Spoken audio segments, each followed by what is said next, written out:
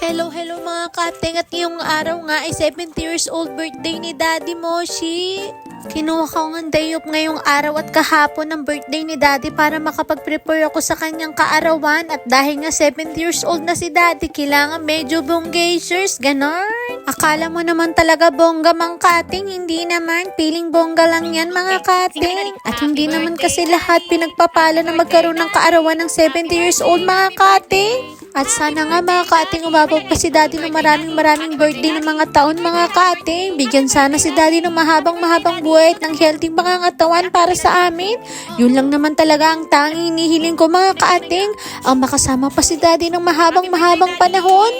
Hindi ako magsasawa mga kating nagawan si Daddy ng cake tuwing birthday niya. At hindi ako magsasawa na paglutuan at alagaan siya mga kating. Ganun naman talaga ang pagmamahal, hindi ba? At ito nga yung napili ng mga bata na iregalo sa kanya mga kaating, yung earphone na para sa TV, kasi nga nahihirapan si Daddy pag nanonood ng TV. Gusto niya kasi palagi gumamit ng earphone pag nanonood ng TV mga kaating, kaya ang binili ng mga bata sa kanya ay Bluetooth earphone na kinakabit sa TV. Tuwang-tuwa nga si Daddy sa mga regalo namin sa kanya mga kating. Ang nakikita mo talaga yung saya ni Daddy sa mukha niya. Noong una nga, lagi niya sa akin sinasabi nung umaga pa lang na huwag mo na akong bibigyan ng regalo ha. Kasi sayang lang yung pera, hindi ko naman nakailangan yun dahil masaya na ako nakasama kayo. Pero syempre naman mga kating, hindi ako papayag na wala akong ibibigay kay Daddy. Hindi naman pwedeng palagi lang akong tanggap mga kating, hindi ba?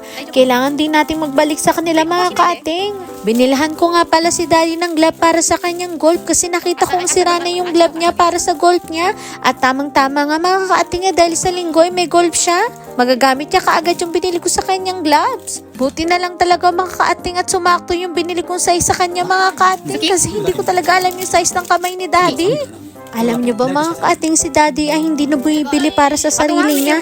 Lagi niya lang iniisip ako at ng mga bata. Kaya hindi ako papayag na hindi ko talaga bibilihan si Daddy mga kaating. Ang gold na damit din sana yung bibilin ko sa kanya mga kaating. Kaya lang wala akong nakitang magandang style. Kaya yan na lang yung napili ko. Pero ang mahalaga naman ay nakita ni Daddy na maganda yung binili ko sa kanyang pants. Wala na kasi masyadong masuot na pants si Daddy dahil nga di ba may dalawa siyang plastic sa tiyan niya mga kaating. Nahihirapan siya magsuot ng G-pants. Kaya naisipan kong bilihan siya ng pants na de-garter mga kaating. Nagulat nga ako kasi nagustuhan din ni Daddy yung style. Parang ang pogi-pogi niya pagsuot niya. Ay, ganun. Besyo, kahoy. Kampa! O sige na po mga kating, sa uulitin. Bye-bye. Wow, wag po sana kayo magsasawang manood sa aking vlog, char. Sa uulitin. Oishi? じゃあそこ囲いながら。お願い。あと何本でいいかな。こたつ。おい、これよくやるの。乾杯！ありがとうな。乾杯ダディ、ハッピーバースデー